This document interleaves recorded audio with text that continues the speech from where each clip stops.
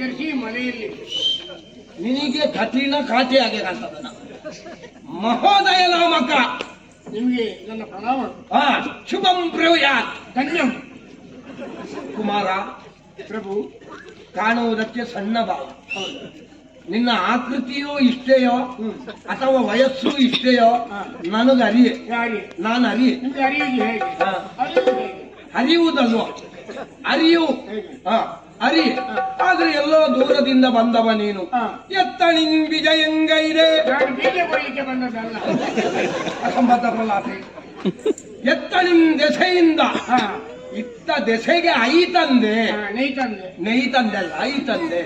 ಯಾರು ನೀನು? ಸಂಕ್ಷಿಪ್ತವಾಗಿ ನಾನು ಹೇಳ್ತೇನೆ. ಎಲ್ಲಿಂದ ಬಂದವ? ವಿಶ್ವಾಮಿತ್ರರು ನಮ್ಮನ್ನು ಕಳಿಸಿ. ನಿನಗೆ ಗುರು ಇದ್ದಾನ? ಇದಾರಿಗ. ನಾನು ನೀನೇ ಗುರು ಅಂತ ಭಾವಿಸಿ. ಶಾಪಗ್ರಸ್ತನಾದಂತ ಅಯೋಧ್ಯೆಯ ಅರಸ ಯಾಗ ಮಾಡೋದಕ್ಕೆ ತೊಡಗಿದ್ದಾನೆ. ಗುರುಗಳಾದ ಎಲ್ಲ ಪೌರೋಹಿತ್ಯವನ್ನು ಅವರೇ ವಹಿಸಿಕೊಂಡಿದ್ದಾರೆ. ಹಾಗಾಗಿ ಆ ಯಾಗಕ್ಕೆ ತಾವು ಬರಬೇಕು ಅಂತ ಹೇಳಿ ಆಮಂತ್ರಣವಾಗಿ ನನ್ನನ್ನೇ ಕಳಿಸಿದ್ದಾರೆ.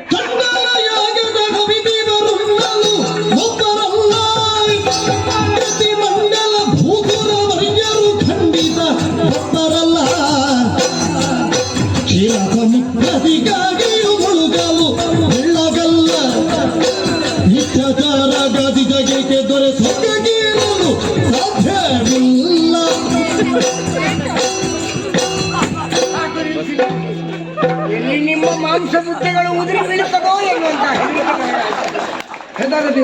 ಇಷ್ಟು ದೊಡ್ಡ ಜೀವಕ್ಕೆ ಪುಟ್ಟ ಪುಟ್ಟ ಹೆಚ್ಚಿನಾಗಿ ಕುಡಿಯುವಾಗ ಇಡೀ ಮಾಂಸಖಂಡಗಳು ತಮ್ಮ ಸಕ್ಷೇತ್ರವನ್ನು ಕಳ್ಕೊಂಡು ಅಲ್ಲಾಡ್ತಾ ಇದೆ. ಹೆದರದಿರು ಬಾಲ, ಹೆದರದಿರು. ಅವುಗಳು ಯಾಕೆ ಅಲ್ಲಾಡ್ತಾ ಇದ್ದಾವೆ? ತಮ್ಮ ಅಸ್ತಿತ್ವವನ್ನು ಸಾಬೀತುಪಡಿಸ್ತಾ ಇದ್ದಾವೆ. ನಾವು ನಿಮ್ಮ ಜೊತೆಯಲ್ಲಿ ಇದ್ದೇವೆ ಅಂತ. ಹೌದೌದು ಕುಮಾರ.